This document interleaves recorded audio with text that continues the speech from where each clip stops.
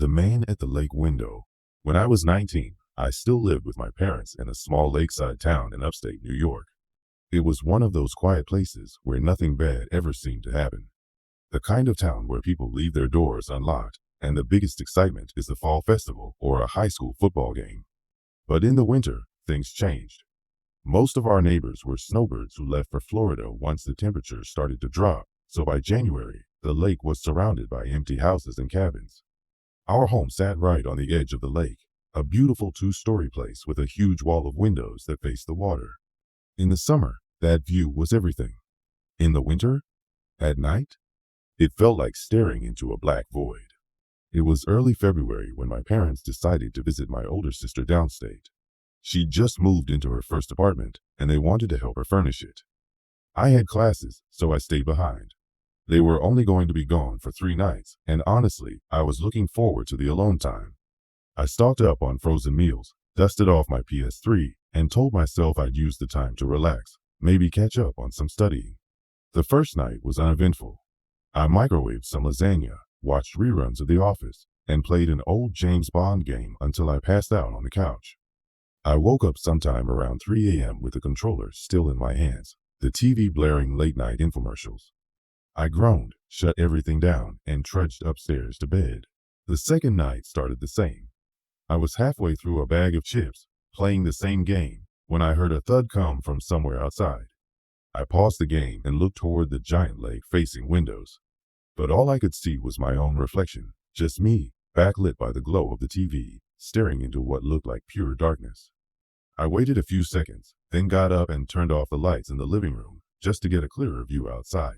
The moonlight reflecting off the frozen lake lit up the shoreline faintly, but nothing looked out of place. No footprints, no animals, no people. Still, something didn't sit right. I stood there for a while, staring, just waiting, hoping I was imagining it. And just when I turned to go back to the couch, I thought I saw movement at the edge of the tree line, far across the backyard where the snow met the trees. A flash of motion. A figure maybe? But it could have been a branch swaying or a trick of the light. I shook it off, told myself I was being paranoid, and went back to my game. But the feeling stayed with me, that itchy sense of being watched. It clung to me like static. I ended up locking all the doors and windows before going to bed that night, something I never usually did in our safe little town. The third night was when everything went to hell. It was around 11:45 when I noticed it again. That same sense of unease, like the air in the house had shifted. Like something was wrong. I was sitting at the kitchen table, scrolling on my phone, when I heard a faint noise. Tap, tap, tap. I looked up. It was coming from the living room window, the giant one that faced the lake. I froze. The tapping continued, soft and rhythmic. Tap, tap, tap. I stood slowly, heart thudding, and walked into the living room. The lights were still on, so all I could see at first was my own reflection staring back. I reached over to turn off the lamp on the side table, and as the room went dark, my heart nearly stopped. There was a man standing at the window. He was maybe 6 feet tall, wearing a dark hoodie and what looked like jeans soaked to the knees. His face was pale, too pale, like paper. His eyes were wide open, and he wasn't blinking. He wasn't tapping with his fingers. He was holding a key, a long, old-fashioned key, and he was gently tapping it against the glass. Tap, tap, tap. He saw me. He had to see me. I backed away, hand instinctively reaching for my phone. No service, of course. The router had been acting up, and the recent snowstorm knocked out the cable. I had no landline, no way to contact anyone. I turned and sprinted upstairs, locked my bedroom door, and pushed the dresser in front of it. I crouched by the window, peeking through the blinds to see if he was still out there. But he was gone. Not walking away. Not running. Just gone. I waited, heart pounding, gripping an old aluminum bat I'd found in my closet. I listened. Nothing. No footsteps. No knocking. No movement. The house felt like it had gone completely still.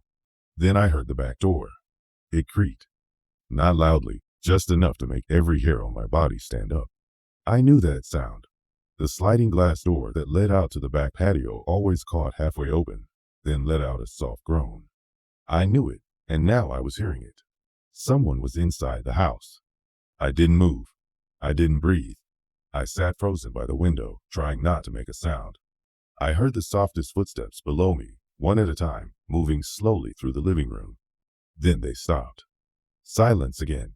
Then, creaking stairs. He was coming up.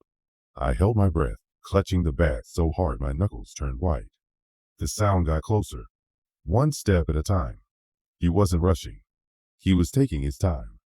I imagined his white, pale face just inches away from mine, on the other side of the door. Then, a knock. 3 slow, deliberate knocks on my bedroom door. He didn't speak. He didn't try to open it. He just knocked, waited, and then walked away. I stayed frozen in place for what felt like hours. Every creak of the house felt like another step. Every gust of wind made me flinch. Eventually, the sun started to rise, and the blue light of dawn spilled across my bedroom walls. I heard a car pull into the driveway. My parents. I ran downstairs the second I heard the front door open, nearly knocking my dad over. I told them everything. They searched the house, found the sliding door wide open. Footprints in the snow leading up to the lake, but not away from it. Just a trail to the window. And then, nothing. The police came, took a report, searched the area. They asked questions, made notes, but didn't find anything. Not even a smudge on the glass. No break-in marks. No prints.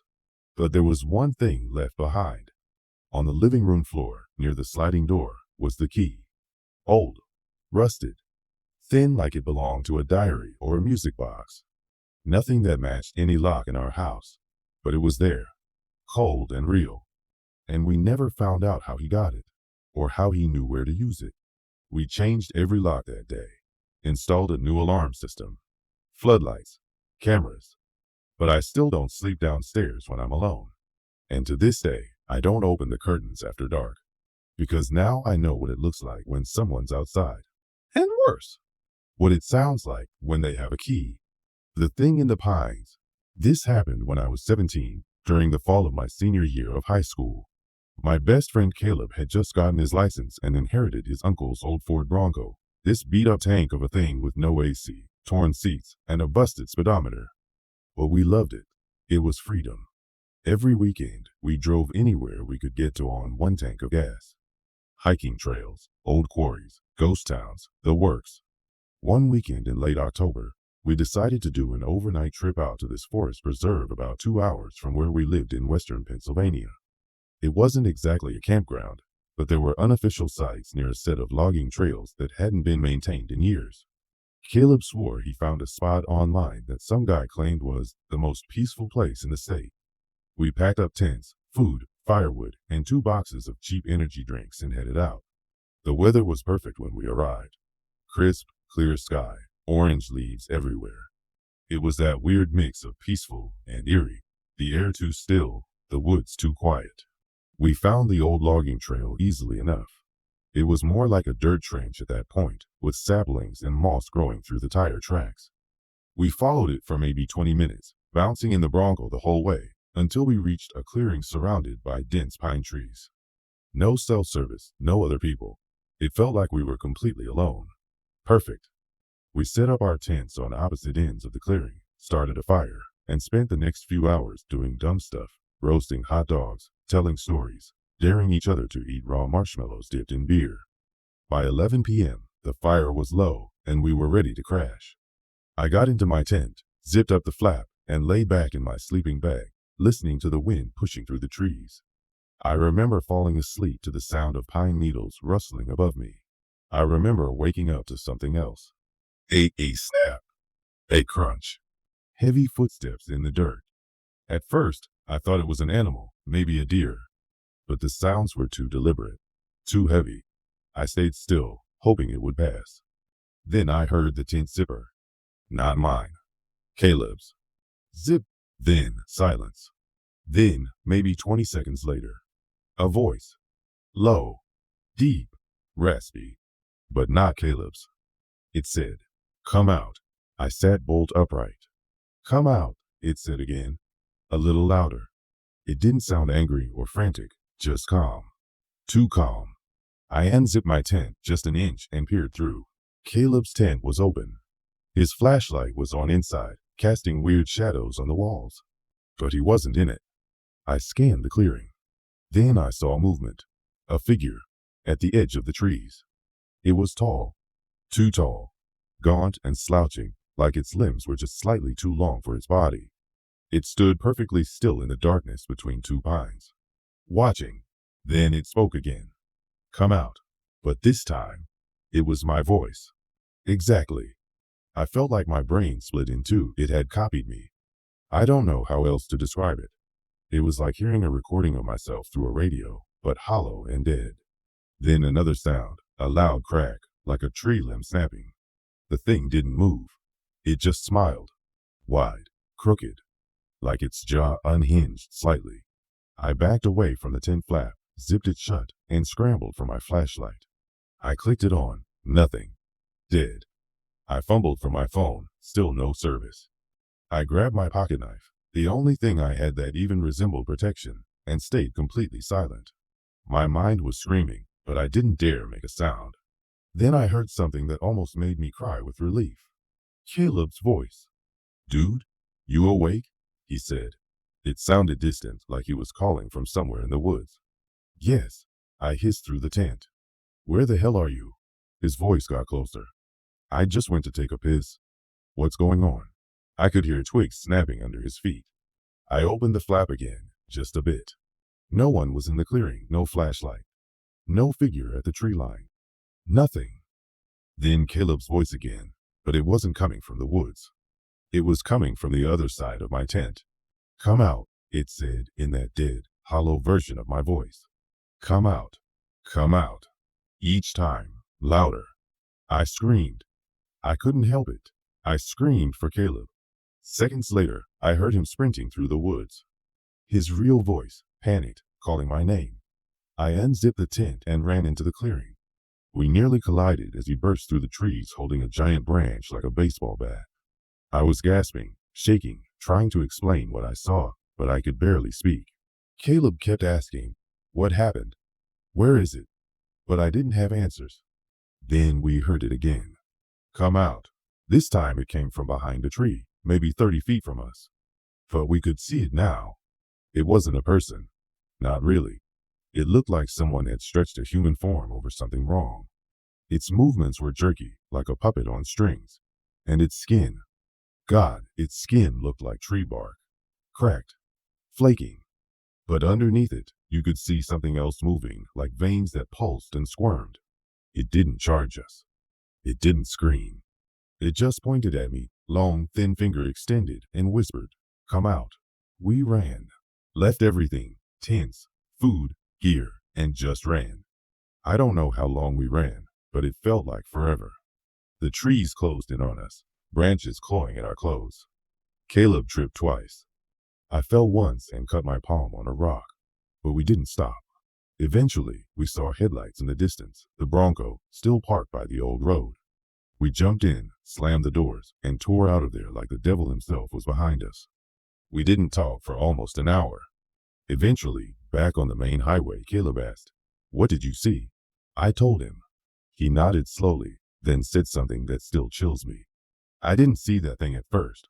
I just saw your tent shaking. Then I heard you yelling my name from the woods. Over and over. I never yelled your name. I know, he said. We never went back to that forest.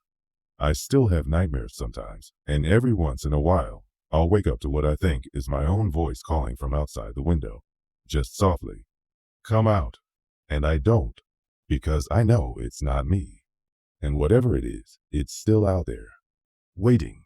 The girl on the balcony. This happened just last year, in the spring of 2024, when I was renting an apartment in the city during my final semester of college.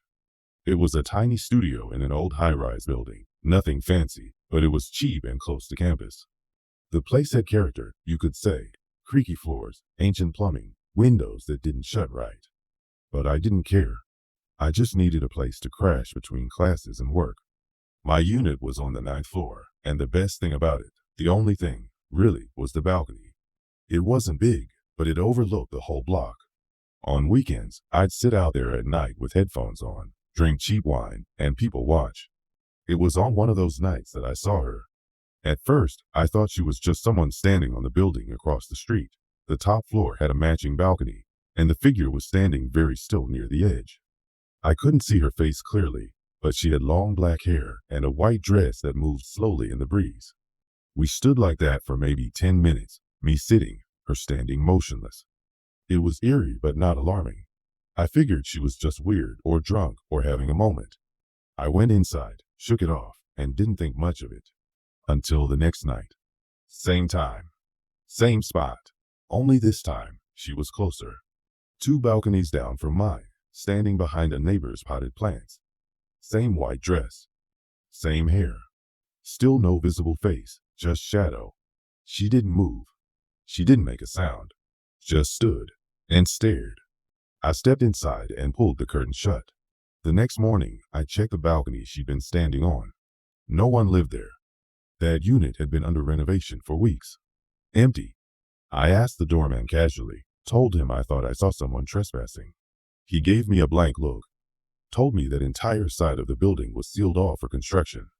No working access. Night 3, I stayed in. I didn't go outside. I didn't open the curtains. But around 12:30 a.m., I got this overwhelming feeling that I was being watched. I stood by the door and peeked through the blinds. She was on my balcony, pressed up against the glass.